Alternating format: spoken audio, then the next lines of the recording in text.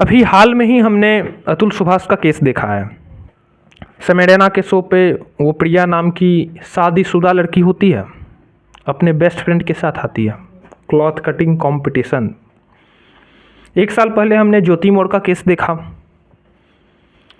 तो अभी social media पे ऐसे बहुत सारे केस स्टडी आते रहते हैं जहाँ एक पति अपनी पत्नी को पढ़ा लिखा कर कुछ बेहतर करवाता है, वो लड़की सक्सेसफुल हो जाती है अपने जीवन में और आगे चलकर या तो अपने पति पे चीट करती है या छोड़कर चली जाती है।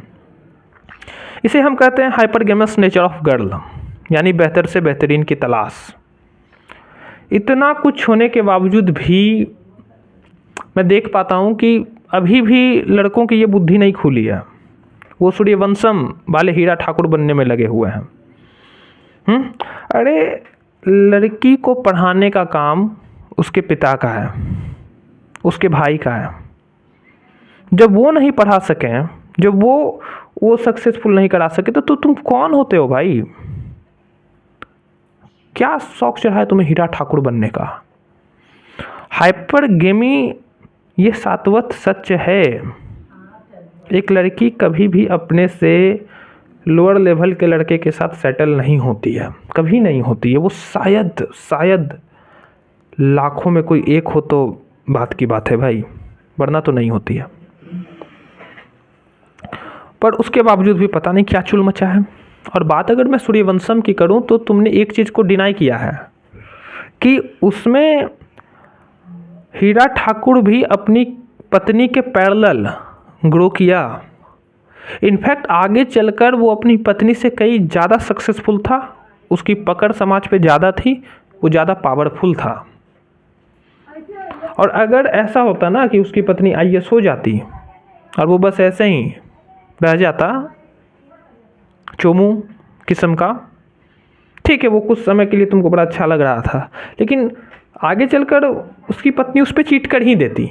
अब फिल्म है ना, वो फिल्म में तो तुमको छोटा सा हिस्सा दिखाया जाता है लाइफ का, आगे का हिस्सा थोड़ी दिखाया जाता है, वो फिल्म है। लेकिन हीरा ठाकुर ज़्यादा मजबूत रहा है, तब जाकर उसकी पत्नी उसके साथ रही।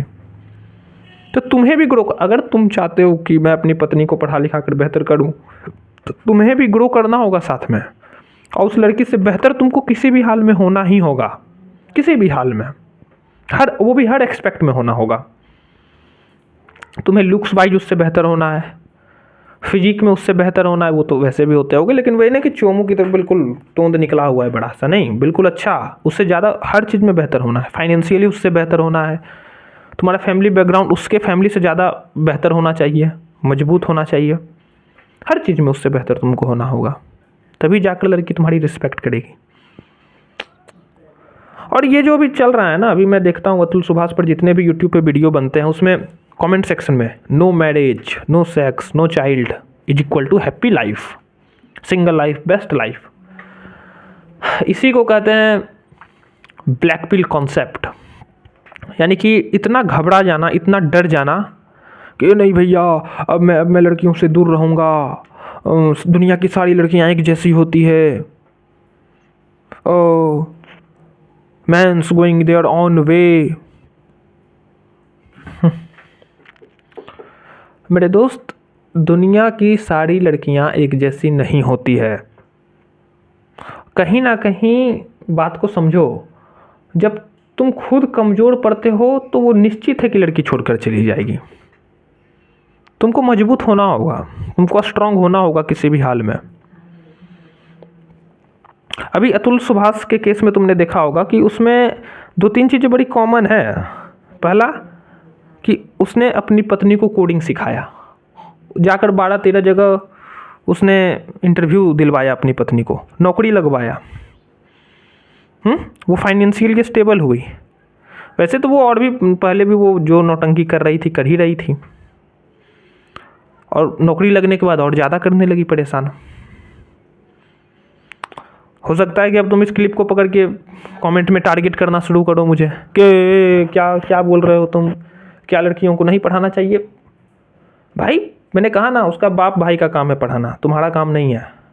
और अगर पढ़ाना चाहते हो तो पढ़ाओ, लेकिन जब पढ़ाओगे वो लड़की तुमसे अगर बेहतर हो गई तो ये है वो, फिर उसका कॉन्सिक्वेंसेस भुगतने को फिर तैयार रहो, फिर बिल्कुल वही होगा।